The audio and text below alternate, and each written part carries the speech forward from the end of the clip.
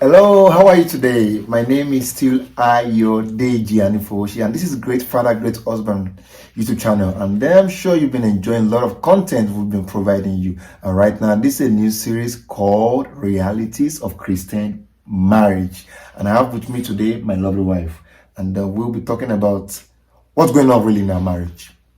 All right, guys, we'll be right back.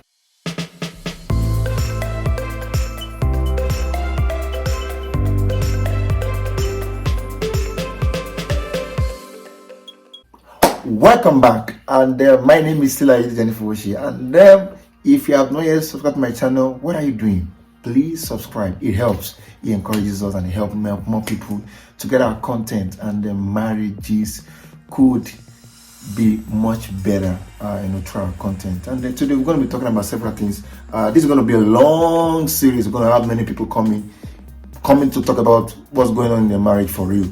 So we're going to start with what has been going on before our marriage. What happened? I'm going to allow my wife to start. First of all, there's a whole question of, okay, who am I going to marry, right? And of course, there have been people in the past that have dated, and in some cases, I knew right away, like, no, this isn't it. But we still, I still went down that path because of curiosity, and what they say about curiosity. Curiosity killed the cat. So let's not allow our curiosity to go too far. But I dated a couple of people beforehand, but I knew right away that that wasn't God's plan for me. So at a point I had to just calm down and kind of just, I made a decision. I said, okay, the next person I talk to, I'm marrying. I'm not playing any games anymore. I'm not doing that. So I had to really calm down and just basically let God lead me, because if I left it to myself, that probably wouldn't have ended well. So the story of we've shared how we met and on this channel a few times, so you can check the story of how we met. But basically,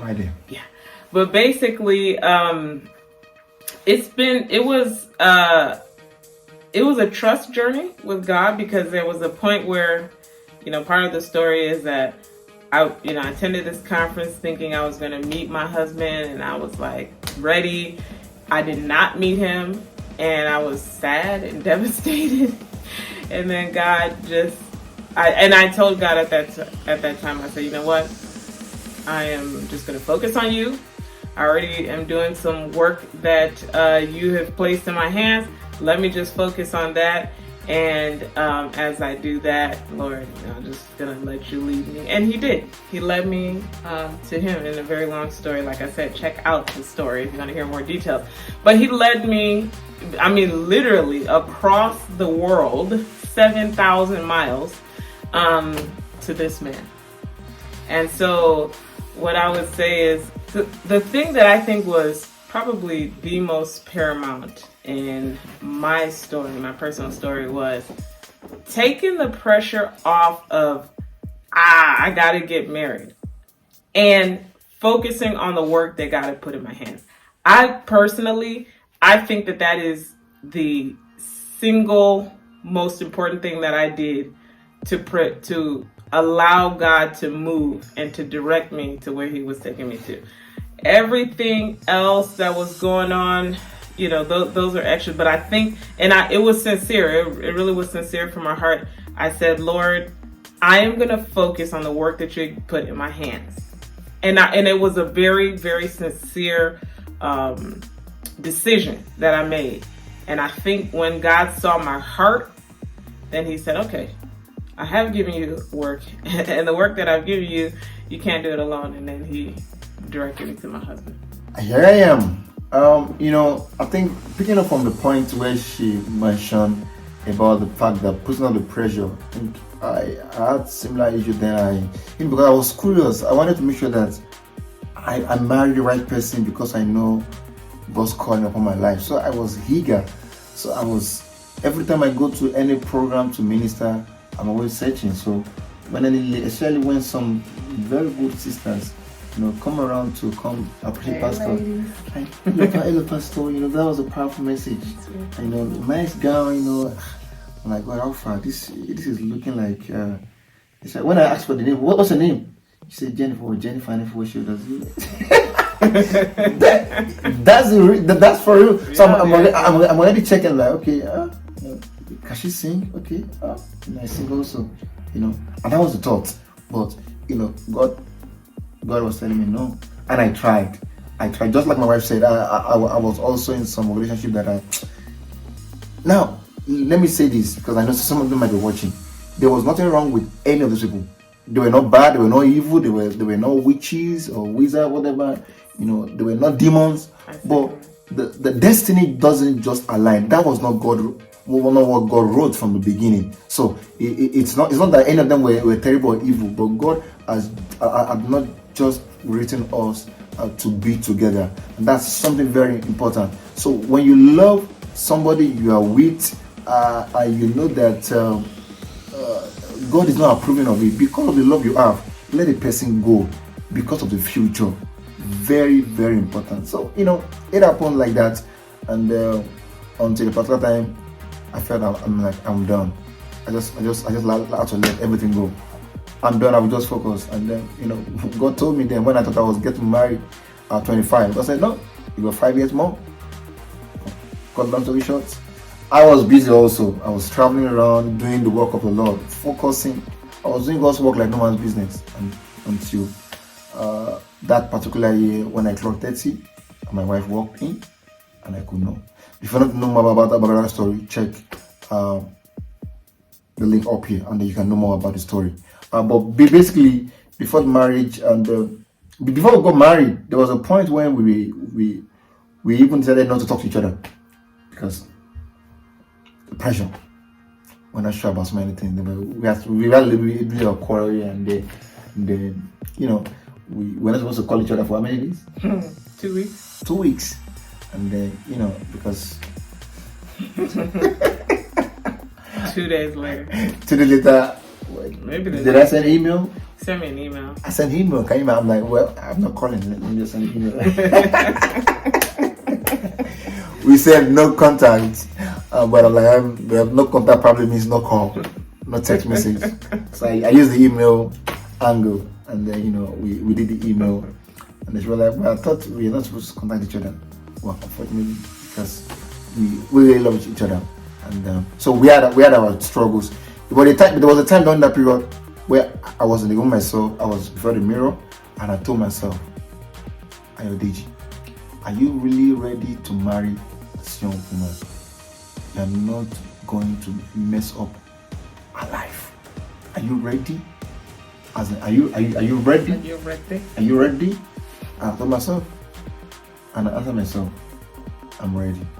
I was putting in that. Okay, you're signing up for this destiny encounter.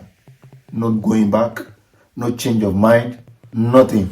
We set the date for the engagement. Unfortunately, we lost my father-in-law back then, which could have, a blessed memory, which was almost cancelling the whole plans. And then we thought, well, let's continue. 3 weeks before the engagement. 3 weeks before the engagement, that happened. So to get the engagement done must have been because God has hand in it. In all of this, before the whole marriage whole journey began, God, I would say, God loves us so much. He didn't want us to make any mistake.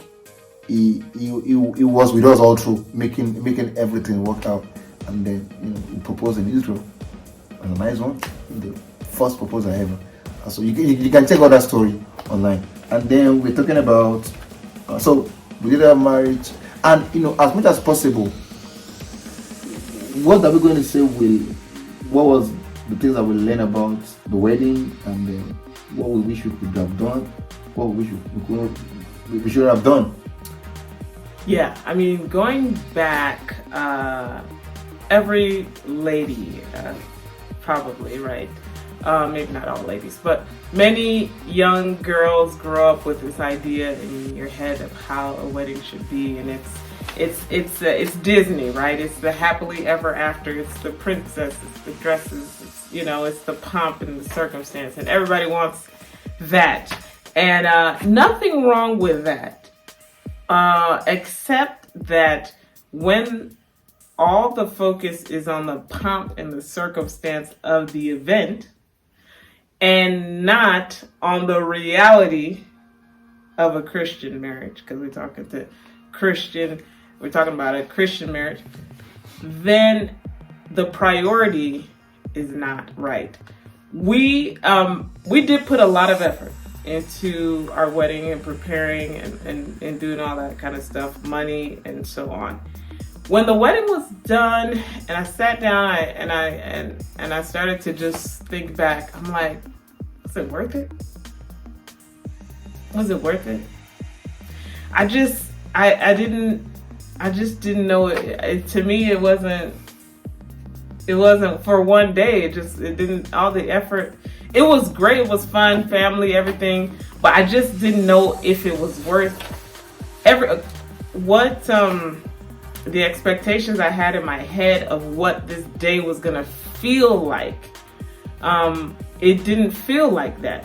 And so I felt like, oh, so that's it. And then it's done. It happened everything happened so fast and the day was gone.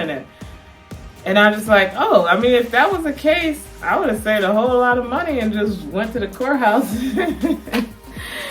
and, did a nice honeymoon, spent a whole lot of money and effort and time, not on the wedding itself, on the day, on the event, but investing in, classes and books and, training and things to really prepare me for what I was about to step into. And I think that generally speaking, we have the priorities shifted in our society today. It's all about the pictures and the dress and the Asha-B and the gifts, the viral pictures, right, and the car, the Rolls Royce. It's all about those. But those the limo. But that doesn't. There's no return on your investment for those things. You put a lot of money on that, but there's no return, other than maybe a viral photo. I mean, that's it. Like the pictures to keep for the children to see in the future. Yeah, some nice pictures, but that's it. But you can do nice pictures anytime. You know what I mean? So it's just, I think as a society we don't have our priorities right in terms of what are we investing in for marriage versus what are we investing in for a wedding. Yeah, I think, funny enough, I told my wife before, I'm like, I don't feel like doing an elaborate wedding. Not because of money, but I just felt we don't need it. Because I'm like, we don't really need it. I've tried my best in my little way, but I wish I could do more, preparing for marriage, God teaching me a lot of things, which is part of the things I've been teaching over the years on my channel. But I wish I could have done more. I wish I could have gotten more counsels. Yeah. I wish I could have gotten more, advice. But unfortunately, I'm sorry to say this on her. It's difficult to find a lot of examples of good marriages. Forget about Instagram, forget about Facebook pictures, what you see, what you hear.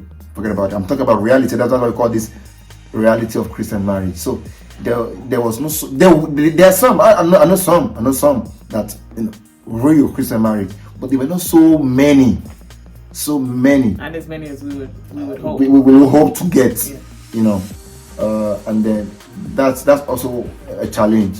But we promised God that because He had brought us together, we would try our best as He gives us the grace to be an exemplary couple for the world to see and follow. And then so I was not looking out for all those kind of wedding. I just wanted myself and my wife to be happy, and then the family is good, and we just get on with our life. One mistake I made, which I think is something that we all need to check. Christian marriage, about not general public. I'm a Christian man. If you're a Christian, there is no reason to play any worldly music in your marriage. At the wedding. At the wedding ceremony. There's no need. The DJ will give instruction, but at some point, I don't know, somebody influenced, and then I was already out and we were already playing some things. It was good for me to get up from my seats, to go correct. But I should have stood my ground one way or the other. Although one of the groomsmen, who happens to be a very good childhood friend, tried to intervene.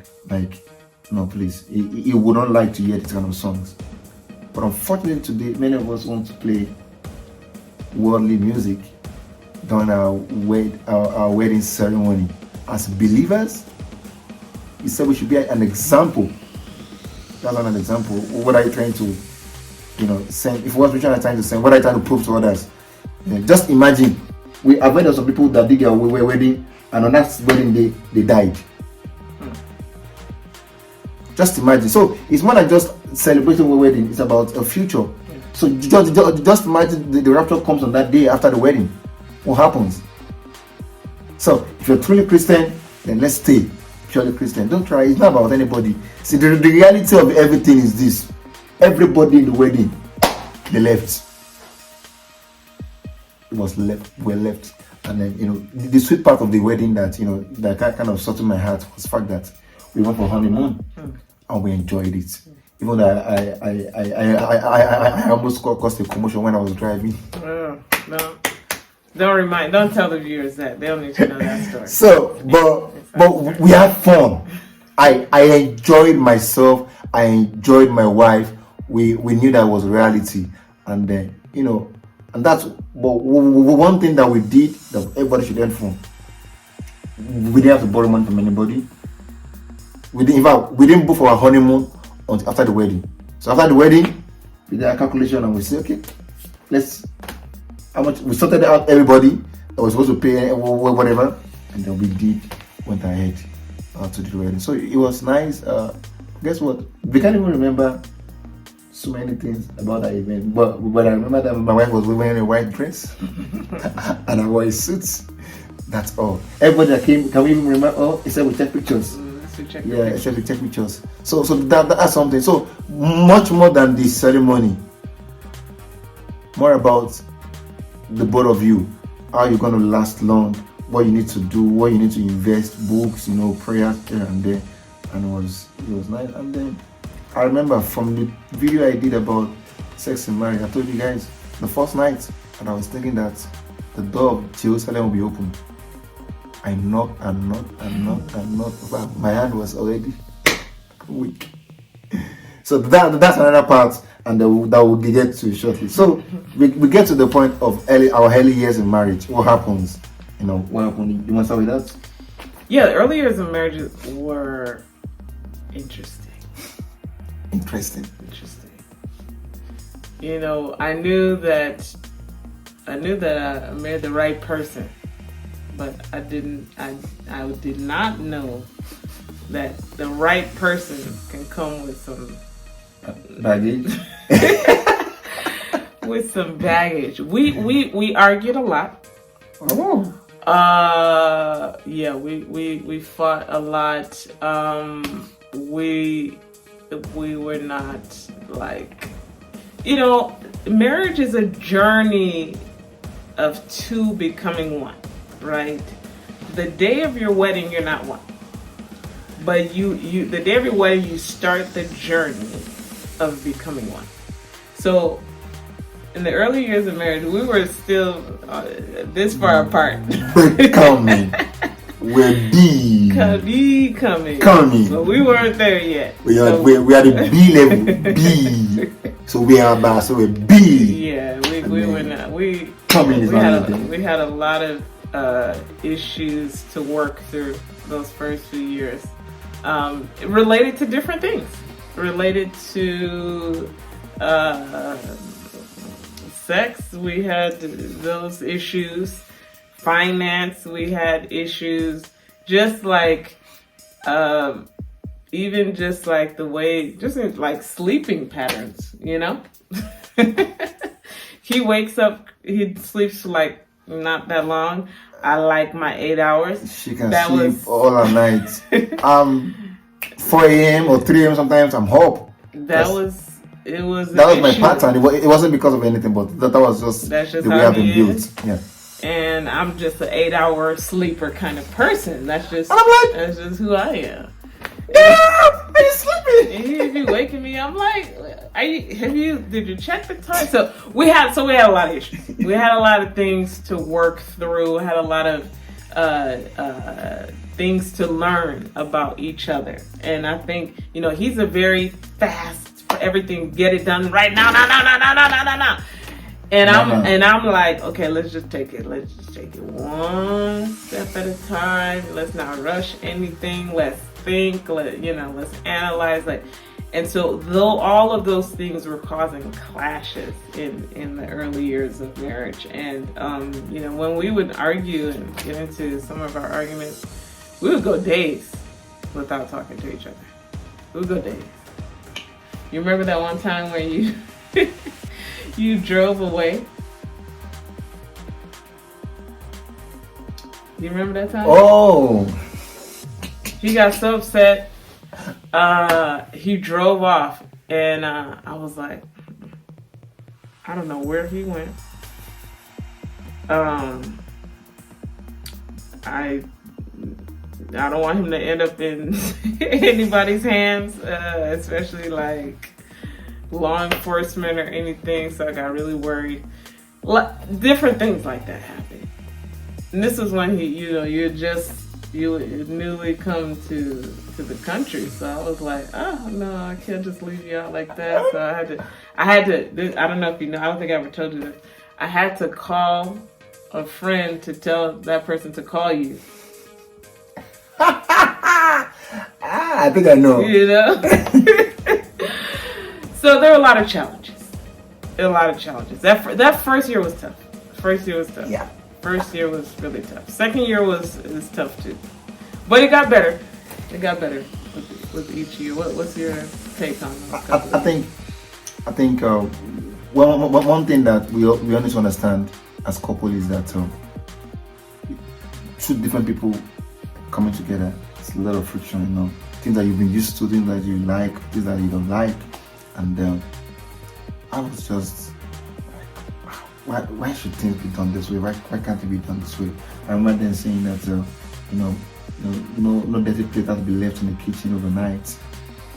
Like I said, this is the reality of Christian marriage. This is not about trying to sugarcoat things. And like you said, sometimes we'll go on fighting and then for days. And I remember back then, it is when we were fighting, I'll remember to cook something very nice so that she would come and beg me to eat. She would come and look for me, and then I will first do some shakara around, and then I give her the food. But it was a learning curve. We get to know each other better. Oh, that sex matter was another different show. It was another different show. But I think what we got to know there is for that, it's not like something that we've been engaging together that we have known. That doesn't mean that you should be engaging on this before you get married. Calm down. It's your wife. Oh, calm down. That's why you are together, to learn through. And then, we never one of the problems we had, we never communicated our challenges in sex to each other at the very beginning. So there was problem on that. We're just angry after any session, after any service, after any fellowship of sex, and I call it fellowship. And then don't worry, check my videos on sex, even on understand better. So it was a challenge because we didn't communicate. Please, another word, communicate. We didn't communicate our challenges. We had challenges, but we didn't communicate. So I didn't know what was the challenge. She didn't know what was my challenge, and then that was a big problem. And then we walked through it, and until a particular time. But there was something that I can remember now that happened then. We were always fighting on a particular day, or there was always an argument that would cause some quarrel, always on that day, until the Holy Spirit opened our eyes. That was the way the devil was sneaking into our marriage. It was a day we were always fasting. We will not fight on all that days on the week. There won't be any issue. But on this particular day, that is when there will be issue. Until the Lord opened our eyes. So we were so sensitive and intentional then, like, okay. So we now started being careful. We started understanding each other better. We knew what each other want, and we tried to, some level compromise, some level, change. It's a greater process. It's a greater process. And like you said, then you can go 5 days not want to talk to each other. Today, I can tell you, sometimes our fight doesn't even last 5 minutes. We're done. Like, we're done with the fight. Why? We've grown over time. We've allowed the Holy Spirit work upon us.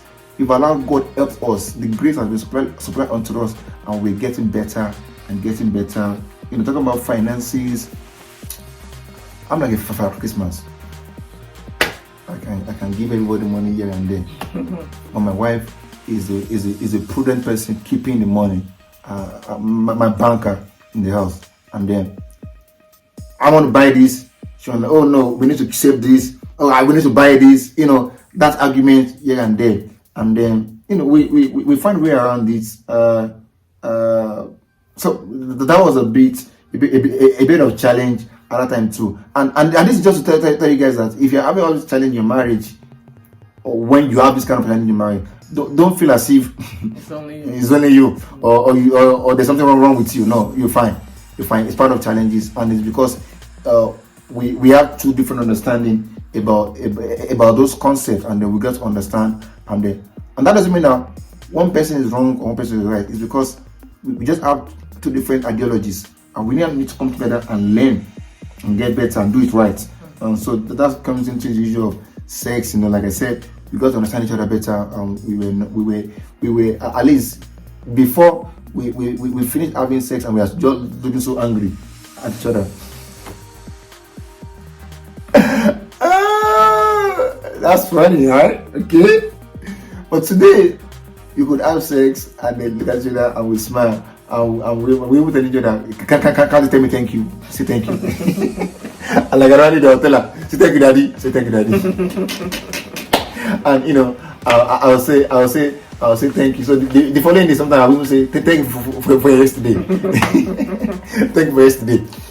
Because we understand each other better. So which is something we need to understand. And same thing to ministry, career, managing in-laws, ministry.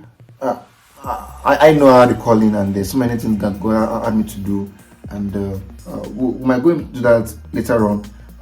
Career, we knew what was each other's goal. You want to take off from that? Well, let's just backtrack to ministry a little bit, because I think that was one of the things that really actually brought us together. Really.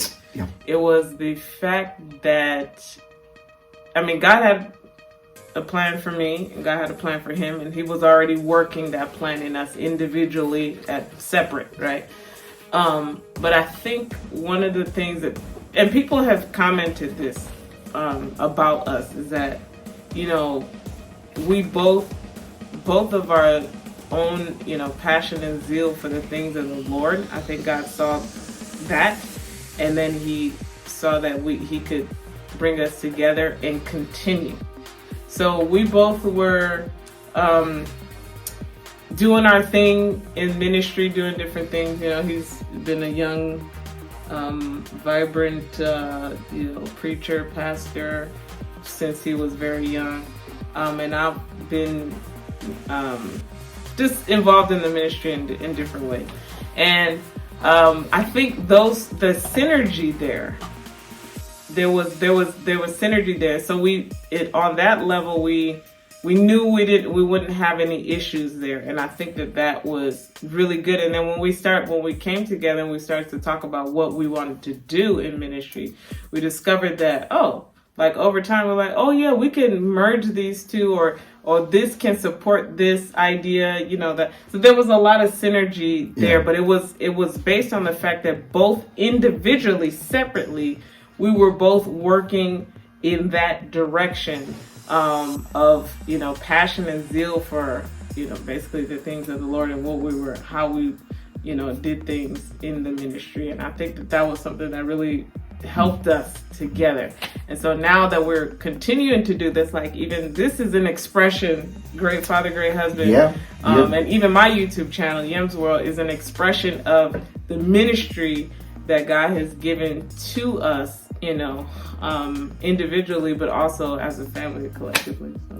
So, I was going to push that because there's a lot about that which has related into the fact that we are currently pastors of lead pastors of RIC Church, RCG Church, Riverside, California, by the grace of God. So it's something that we saw coming even from the beginning, and then that's so important to see. And going off of that, so we about homekeeping. We never had a particular role for anybody in the house. No. Funny enough, what did I tell you back then when we were getting married about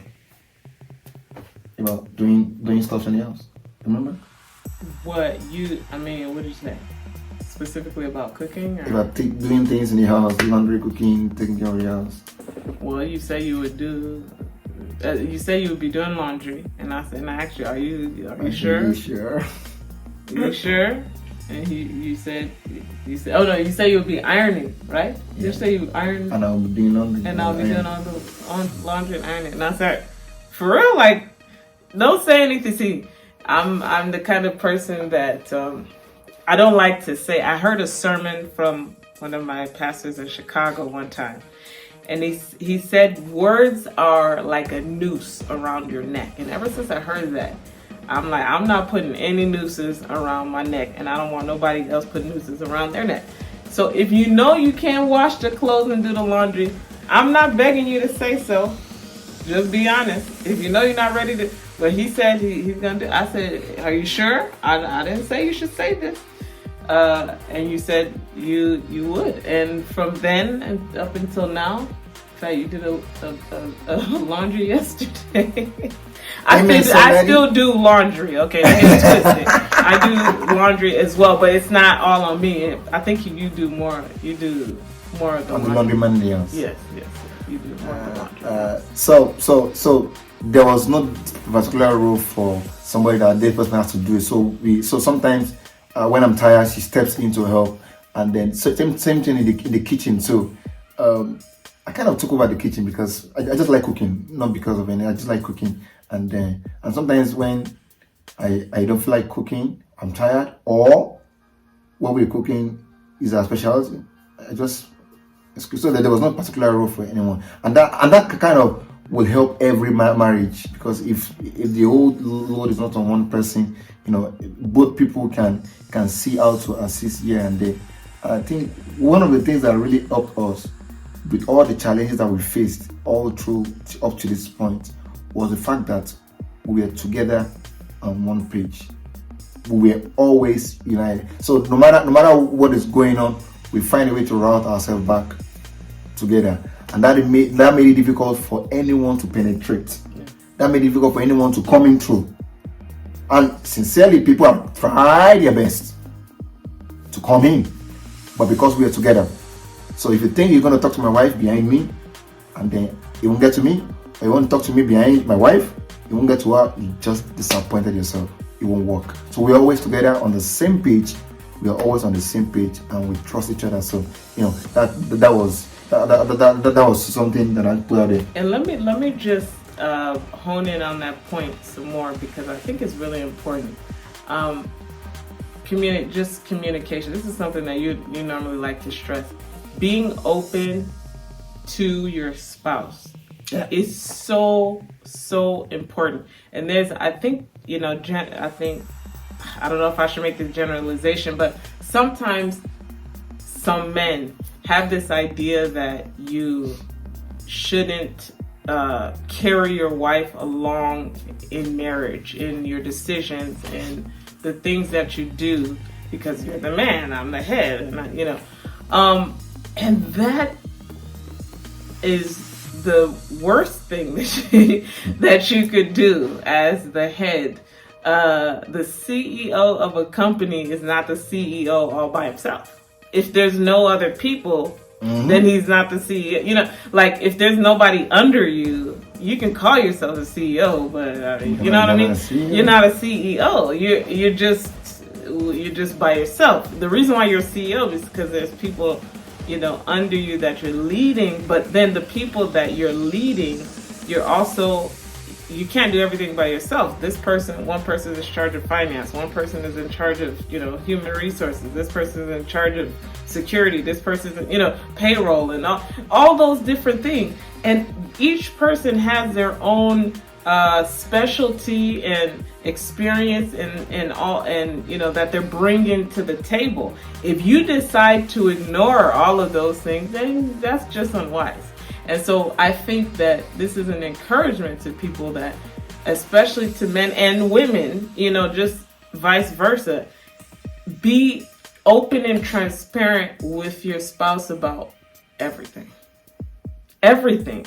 There have been times where, you know, based because I know how he's going to react, maybe I did something and something happened and I'm like, oh man, I do not want to tell him about this because I know he's going to react in a certain way. But if I don't tell him and he finds out, it's going to be a bigger problem. So I might as well just tell him now, take the heat. So this is my trick right here. So what I usually do is I'm like, look, I gotta tell you something you're not gonna be happy about. Spoiler alert. Spoiler alert, you're not gonna be happy. And when I do that, then the heat, the pressure comes off. So I've already removed some of that pressure. I'm like, look, you're not gonna be happy to hear this, but this is what happened. And even if he wants to be upset because I already prefaced it with that, then, you know, some of the heat comes off. But and then because of his nature of being God, you know, the Holy Spirit ministers to him about things. It's kind of hard for people to lie to him, or people to including me. I try not to lie. I don't lie about stuff. But there's things that, oh man, I don't want to share that with him. I don't want to tell him. But somehow he always found like, so I just I don't bother anymore. If something comes up, I'm like, man, Lord, just help me. I need to tell him and just let it go. Okay. And that's how it is. So be honest, be transparent with your spouse. It's for everybody's good.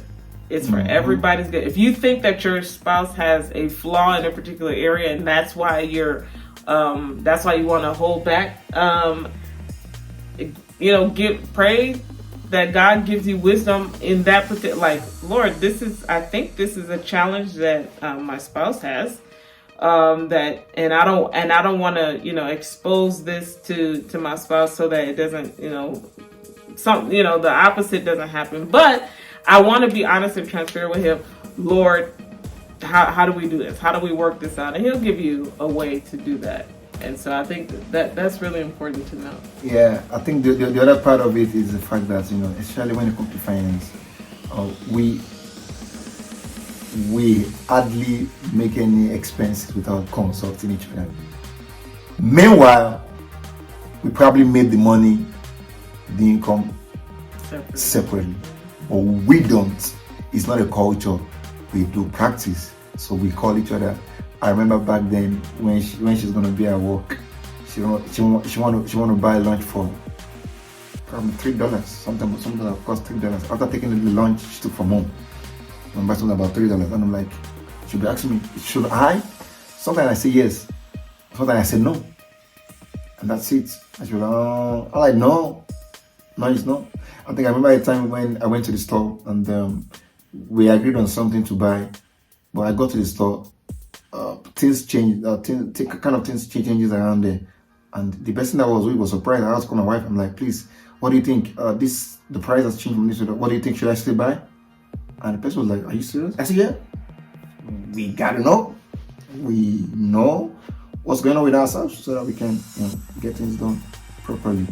It just creates some kind of relief for the future. It kind of brings peace. There's no surprises around. everyone is fine. We don't want to take this current episode too long.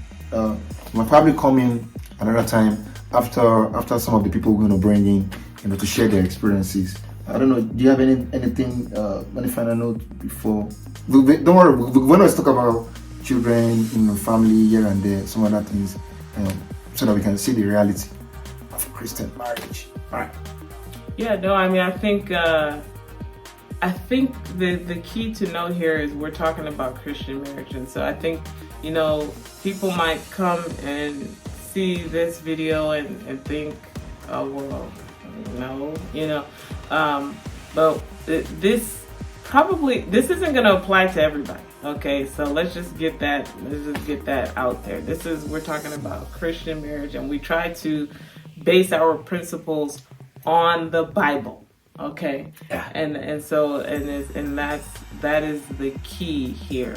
It's the Bible, and if we find something that's not tallying up with the Bible, then that's when we have to come to terms with that and find, okay, what does the Bible say about this, and what does it say about that? That is what we're talking about here. And I think that as you embark on the journey of marriage, if you are yet to be married, or if you're there now, I pray that the Lord will continue to lead and guide you. I think one of the things that's been so helpful for us is, like he said earlier, unity, being on one accord, being on the same page. I think that has been one of the things that's been really, really helpful for us, over the years. That is something that we don't joke about. We really, no matter what anybody said outside, no matter what anybody feel about either of us, we're one. We're one. And I think if you come at it with that perspective, even when you're arguing, no, it's not me against you, it's us against whoever. And so that has been, I think, one of the things that has helped us the most, along with God's grace and his love towards us. Yeah, like my wife said, this Christian marriage. But if you're out there to watching and then you probably don't have a relationship with Jesus and you just want to start a relationship, it's not too late. Probably you're married, it's not too late. We can say a word of prayer together, and you can probably put something in the comment section, and then we can reach out to you. Just say after me, say, dear Lord, I accept you as my personal and Savior. I believe in you. I confess my sin unto you. I'm a sinner. I'm sorry. I'm sorry for all I've lived my life. I want to have a fresh start with you, because I know your word says that